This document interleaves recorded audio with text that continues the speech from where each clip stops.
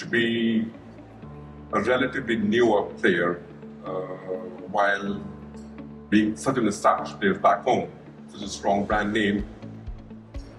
Does it scare you to be here, or are you excited about it? Are you looking forward? Are you looking at rapid growth, slower growth? What is it that you're looking for? Good afternoon, everybody. Thank you for this great question. I think we are very successful in India, as you rightly said. We have a very small footprint in the region.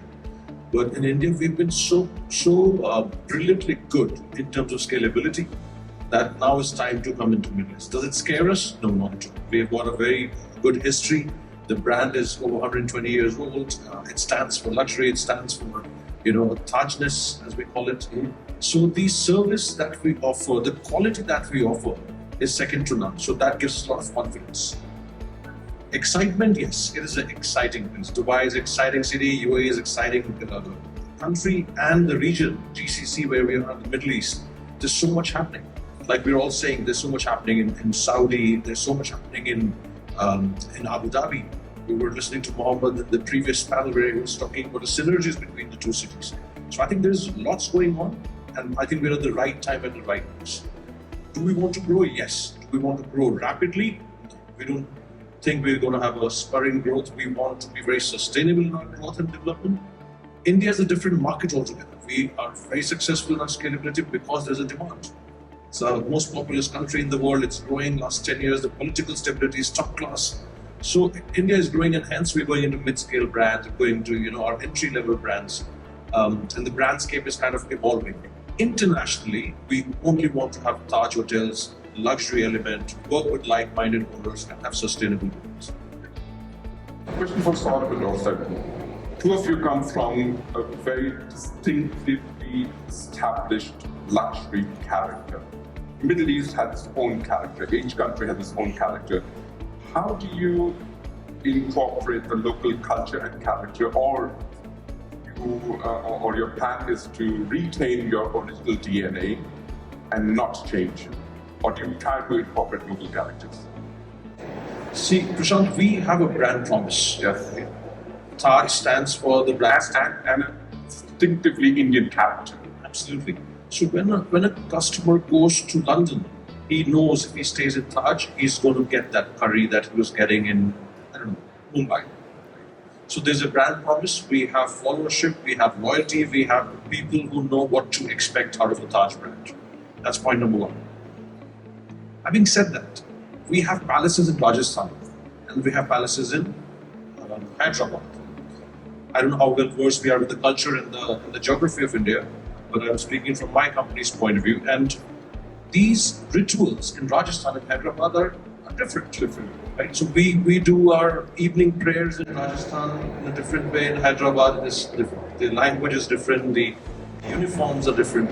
Similarly, when we bring that culture of the brand to Dubai, we have a brand promise, we have brand standards, but we are adapting to the local culture. So evening ritual in a Taj Mahal palace is done with lots of diyas and candles and Indian sitar music playing in the background.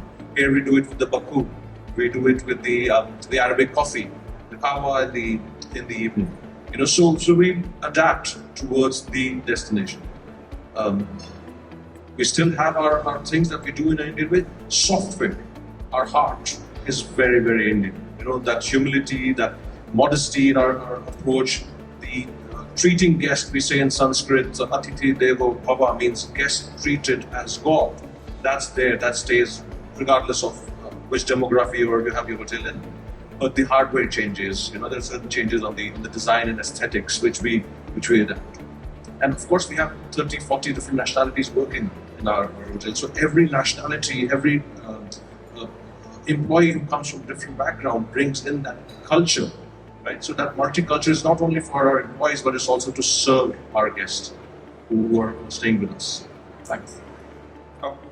Growth of this space comes, of course, with a huge scar on the environment. And back home, you've been very successful in incorporating a lot of practices, industry best, industry first, and industry best towards sustainability. What's the vision here? So we in Indian hotels, we've got a program called Pathim. right? And every hospitality company has their own program. Everybody is super focused on sustainability. We don't want to harm the environment. We don't want to, waste as food, electricity, resources, energy, whatever is important for generations to come. We want to hang on to it. And I think every company has a platform. Pathya is very special. We're not only focused on the carbon footprint, single-use plastic. Everybody's doing it, but water. I think what's going to be difficult for us to have in the coming years is going to be water. We, as an industry, not many people know this, and we don't talk about it much, but we waste a lot of food on the buffets. The UAE municipality law, the hygiene laws are so strong that you can't use the cooked food again, right? 90%, 95%. So we waste a lot of food. We talk about water, we talk about energy, but food is something that we are very conscious about. So minimal presentations on the buffet. We also have to understand that there are consumers. My guests are CEOs of the company. All these CEOs have their own sustainability program going on in their own company. So they're also very conscious that, hey, you're wasting food. Why you don't have the sensors in the room and your AC is still going on, right? So you have to match the pace of your clients. It is very trendy to be, saving for the environment. Mm-hmm. And I think everybody, our customers are very conscious. So we're making a lot of efforts. We're making quantum leaps towards the sustainability. In India, we've done extremely well. India is a country that is known for its population and pollution and a lot of things. So India is making some drastic positive steps towards making the environment more cleaner, right? And all the big Indian companies, we leading from the front as Taj Group, Tata Group, Indian Hotels, we are also very, very cautious and conscious of our impact, that it should be a positive impact and it should not be a negative impact to the environment. For everyone's benefit, can you elaborate a bit more on the Pathya concept that you have in the hotels? So Pathya, literally in Sanskrit, it means paths. This is our path towards sustainability, and we focused on all the things that I've just mentioned. Focused on not wasting food, making sure we give back to the community. I don't know, many people would not probably know this.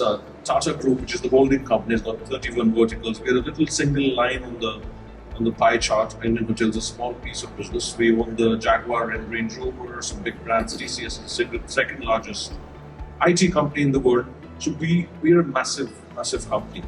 And as a company, we want to contribute towards the environment. They push us very hard to make profits. We're a listed company.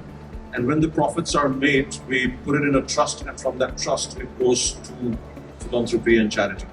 And we're the largest company probably in the world that contributes towards 60% of our total incomes and profit goes towards, good causes, whether it's environment or for human beings or for animals, for communities, etc. Thanks for that. Cross-side. You earlier mentioned Dubai is sort of reaching the peak, or this is still not the end? In terms of inventory and what's happening. Seeing that this quarter, the last quarter of this year, is going to be a record quarter. It's going to be one of the best quarters we have seen. Despite all the political turmoil we've had in the last 6 months, 3-4 different wars and so many things going on. But summer has been an upward trend. The last quarter is going to be amazing. Adding on to what you were asking earlier, how many room nights? We're looking at 150 million passengers as opposed to 90 million today in the new airport coming up. So we will need more and more accommodation. I think Dubai South is set to grow. I think platform is set. It's a plain field and it's going to have a lot of hotels. The connectivity between the two cities is going to be minimized. Dubai to Abu Dhabi, like the previous panel was saying, we're hearing about Russell Khema, Marjan Island, so many different destinations within the destinations growing. So I think hospitality has seen some great days from the time there were flagships like World Trade Center and Burj Al Arab to the most recently Royal Atlantis. More and more of these destinations, these flagship properties are going to come in, and Dubai is going to grow more. 2040 vision. I think there's lots going on in that vision. It's very nicely articulated. There's an Etihad rail coming up, trains and tubes, and metro is going to be enhanced. The transportation system is the key for any economy to grow. And the two-tier airlines, like the Dubai, Fly Dubai, which is growing. Same with the country or the city which will have the tier 2 airlines more developed and better network. Each one of the country has the tier 2 or tier 3. Exactly. So the more they have better networks, the better it'll be for the economy. I think we are set for a very bright future. You had a very interesting point earlier. If 100 was the barometer of the peak, speaking of UAE, and I think what I've just heard from you, all three of you, that Dubai is still climbing. Is it early curve or later curve? Speaking of UAE, years, how many years do you give it? Or how many decades do you give it? So I think what Dubai is seeing, and I think I go back again to the previous panel, the gentleman was mentioning that there's a sleeping giant, Saudi Arabia. They are investing heavily. That's a different story altogether. One of us just said, I'll connect the dot. One of us just said that Saudi is slowing down. That gives Dubai also, or UAE also, motivation to rub shoulders with Saudi. So I think we've not reached the peak. I also mentioned about 2040 vision. So there is a very nice plan which will increase the demand. Right? It's always about supply and demand that we talk about in this industry, and the demand is still growing. There is, of course, there can be political turmoil. There can be volatility in the region, which has been there for the last 25 years.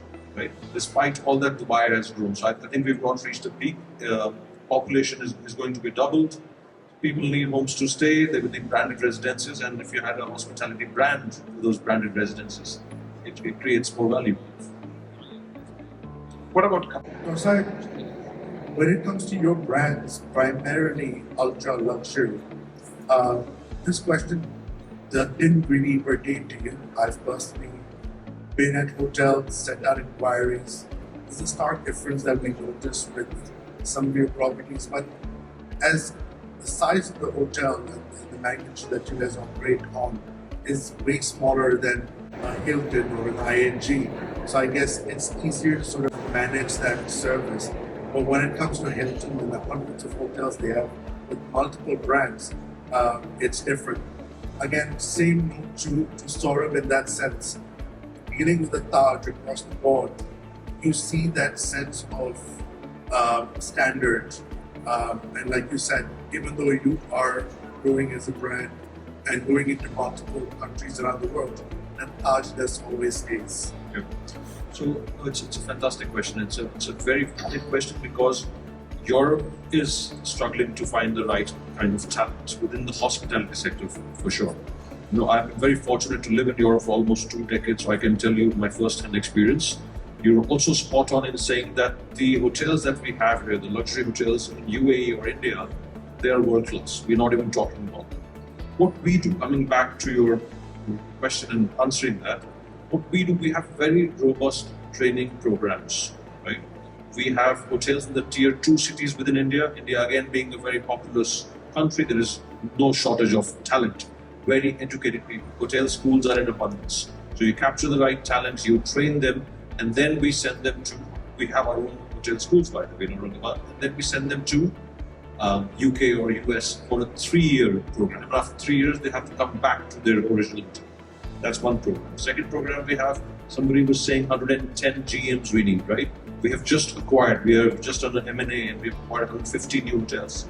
So we have a program again called where it's called the Young General Managers Program. 25, 26-year-old talent is highlighted like Dorsey was saying, and then you train them to be GM before 30.